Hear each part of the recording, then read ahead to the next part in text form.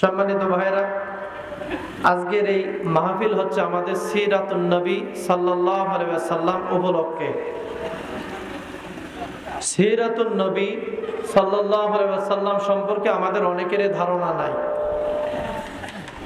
রবিউল আউয়াল মাস আসলে আমরা দুইটা শব্দ বেশি শুনি, একটা আছে সিরাতুন নবী আর একটা আছে মিলাদুন নবী, তাই না? এই দুটা শব্দ আমরা বেশি শুনি ভাইরা। আমাদের সমাজে এই দুটা শব্দকে নিয়ে অনেক ডিভাইডেড আছে। কেউ শুধু আমরা সিরাতুন নবীর পাগল, আবার কেউ শুধু মিলাদুন নবীর পাগল। আসলে ভাইরা, পাগল হতে গেলে আমাদের দুইটারই পাগল হওয়া লাগবে। কথা বলেন ঠিক কিনা? একটাকে বাদ দিয়া আরেকটার কল্পনা করা যায় না।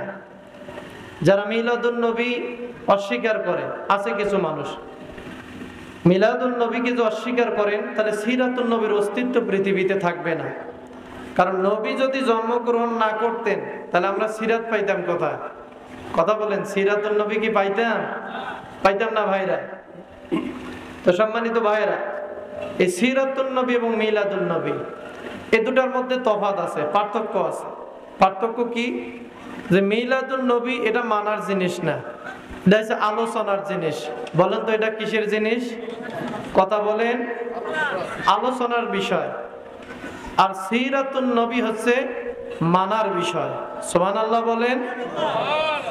সম্মানিত ভাইয়েরা, এই সিরাতুন নবী, সিরাতটা কাকে বলে?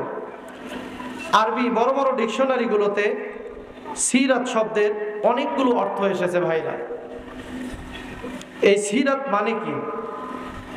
সিরাত মানে হচ্ছে চলা, হাঁটা চলা করা, যাত্রা করা, কোন দিকে পথ চলা, এটাকে সিরাত বলা হয় ভাইরা।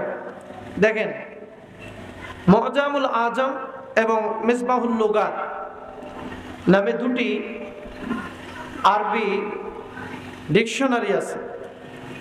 এই দুটা কামুসে সিরাত শব্দের অর্থ করা হয়েছে যাওয়া, প্রস্থান করা, চলা, গতি, পথ, পদ্ধতি, ধারা, আকার, আকৃতি, মুখাবয়ব, এই যে মুখমণ্ডল, এরপরে চেহারা, আকৃতি, অবস্থা, কর্ম নৈপুণ্য, চাল, সুন্নত, জীবন চলার ধরন, প্রকৃতি, কাজকর্ম করার ধরন, জীবন পরিচালনার ঢং, এইগুলাকে আরবিতে বলা হয় সিরাত।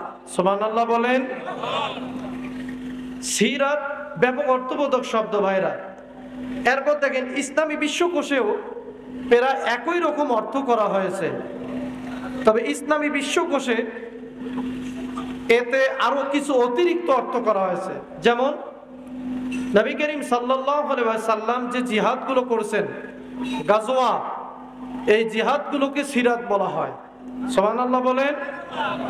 আল্লাহর পয়গম্বর আল্লাহর জমিনে দ্বীন প্রতিষ্ঠার যে সংগ্রাম করছে, আন্দোলন করছে, এই আন্দোলনটাকে সিরাত বলা হয়। সুবহানাল্লাহ বলবেন না? এই আমরা যারা আছি, আমরা এই সুন্নতটাকেই বেশি প্রাধান্য দেই। কথা বলেন ঠিক কিনা? সম্মানিত ভাইরা, কেন প্রাধান্য দেই সুন্নতটাকে? এই জিহাদটাকে, আল্লাহর জমিনে আল্লাহর দ্বীনকে প্রতিষ্ঠা করা আমরা কেন প্রাধান্য দেই? আমরা ইনশাআল্লাহ সেই বিষয়ে আলোচনা করব কোরআন এবং হাদিসের আলোকে। বলি ইনশাআল্লাহ। সম্মানিত ভাইরা, তাহলে সিরাত শব্দের আমরা অনেকগুলো অর্থ জানতে পারলাম ভাইরা।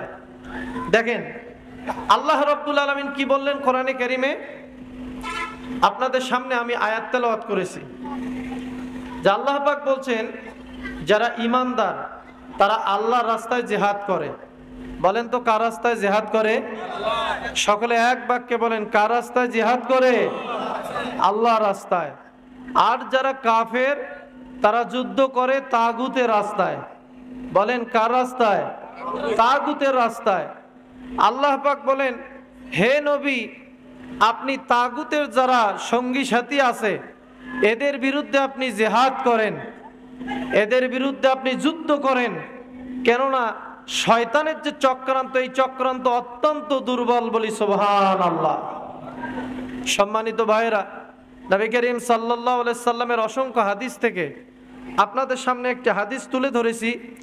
আল্লাহর পয়গম্বর বলছেন, হে ঈমানদারগণ, তোমরা জিহাদ করো বিআমওয়ালিকুম ওয়া আনফুসিকুম ওয়া আলসিনাতিকুম, তোমাদের জান দিয়ে, মাল দিয়ে এবং তোমাদের জিহ্বা দিয়া।